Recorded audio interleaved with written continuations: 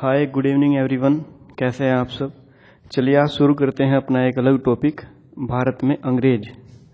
देखिए, अंग्रेज, ब्रिटिश और फिरंगी, इन तीनों ही नामों का एक ही मतलब है कि अंग्रेज भारत में कैसे आए और ये कौन लोग थे।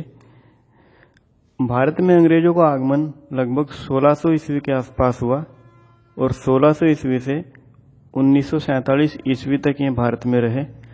तो हम कह सकते हैं लगभग 347 वर्ष इन लोगों ने भारत में शासन किया।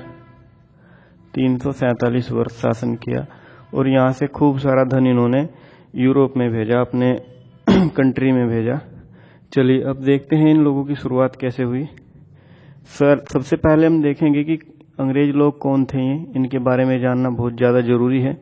देखिए, मूल रूप से वे लोग अंग्रेज कहलाए जो अंग्रेजी भाषा का यूज बोलने में किया करते थे। उन लोगों को अंग्रेज कहा गया और ये ब्रिटेन के निवासी थे, ब्रिटेन के रहने वाले थे ये लोग। और ज़्यादातर ये लोग चर्च को मानते थे, चर्च में आस्था थी इन लोगों की, धार्मिक रूप से ये लोग थे अंग्रेज। और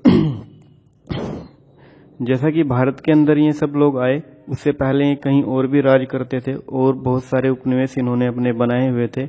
हम मेनली भारत के संदर्भ में इनको देखेंगे, इनकी स्थिति क्या थी। देखिए, भारत में आने के क्या कारण इनके रहे अंग्रेजों के, उसी चीज पर आज हम चर्चा करेंगे।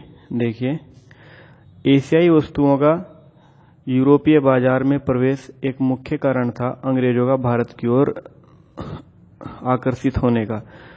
सबसे पहले हम बात कर लें थोड़ी, कुछ लोग जो यूरोप से अंग्रेजों से पूर्व आए थे, जैसे कि पुर्तगाली आए, डच आए, उन लोगों का भी यही मोटिव था कि भारत से ज़्यादातर ज़रूरत के सामान अपने देश ले जाए जाएं और वहाँ उनको महंगे दामों में बेचा जाए, जिससे कि ज़्यादा मुनाफा हो। और यही अप्रोच अंग्रेजों की रही।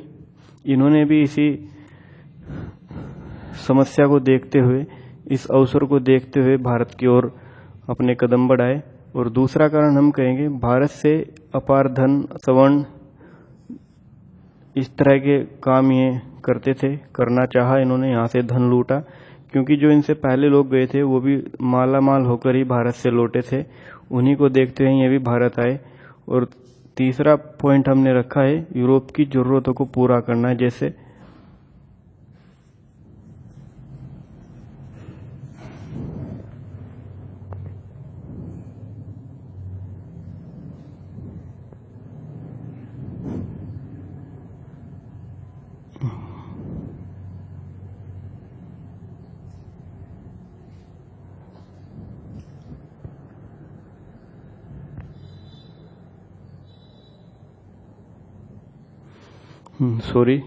जैसे मसाले और अन्य कपड़ा, इस तरह की जरूरतें पूरा करना इन्होंने एक अहम भूमिका समझी कि ये सब भारत से या एशियाई देशों से ही पूरे हो सकते हैं।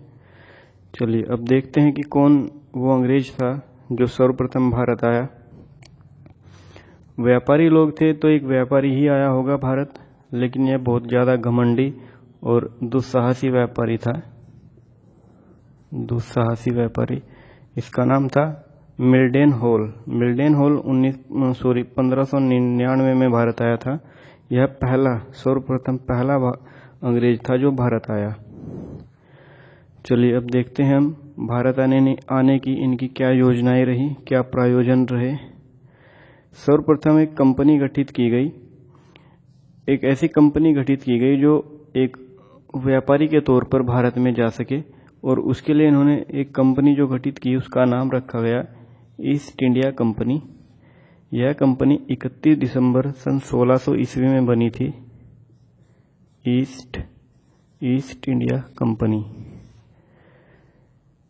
1600 में ये कंपनी बनी और इसके अंदर 24 लोगों का एक डायरेक्टर, एक बोर्ड था, एक निदेशक समूह था।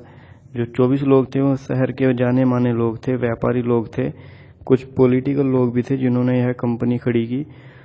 और भारत में व्यापार करने के लिए इन्हें एक सरकारी आदेश पत्र की जरूरत थी। वह आदेश पत्र केवल इंग्लैंड की महारानी एलिजाबेथ प्रथम ही दे सकती थी। इसीलिए इन लोगों ने महारानी एलिजाबेथ से 20 वर्षों के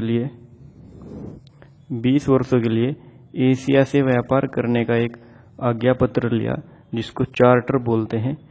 और इसी के साथ साथ इन्होंने भारत में प्रवेश करने का प्रयास किया। और साथ ही साथ देखा जाए तो 1608 ईस्वी में कुछ लोग अंग्रेजी समुद्री जहाज के जरिए भारत आए। और भारत में जहां पर वो लोग आए वह था सूरत बंदरगाह, गुजरात में ये लोग आए। पहला बेड़ा इनका यहीं पर आया। जिस जहाज से ये लोग आए थे उसका नाम था हेक्टर, और जो इस जहाज का कप्तान था उसका नाम था कैप्टन विलियम हॉकिंस। ये दोनों चीज़ें कहीं ना कहीं 1 या 2 नंबर में ज़रूर आती हैं, इनको देखना भी ज़रूरी है। चलिए अब हम बात करते हैं कि जिस समय अंग्रेज भारत आए उस समय भारत की स्थिति क्या थी, कौन कौन लोग यहाँ राज कर रहे थे और किस प्रकार की स्थितियाँ थी, अंग्रेजों को किस प्रकार की समस्याओं का सामना करना पड़ा। देखिए, उस दौर में भारत में मुगल सल्तनत का एक शासक जहांगीर राज कर रहा था, तथा इसके साथ साथ ही भारत में जो व्यापारी कंपनी थी वो अपने वर्चस्व में पुर्तगाली कंपनी थी, जिसका यहाँ पर पूरा कब्जा था भारत के ज़्यादातर बंदरगाहों पर। अगर हम मैप के जरिए इस पूरी घटना को समझें तो सूरत लगभग गुजरात में यहाँ पर पड़ेगा, जहाँ पर यह 1608 ईस्वी में आए। और ये कालीकट तट और जो इधर का था हमारा कोंकण तट, ये कोरोमंडल तट कहलाता है, ये कोंकण तट कहलाता है। इन दोनों तटों पर पुर्तगालियों का ही वर्चस्व था। यहाँ तक की बात आज हमने की है।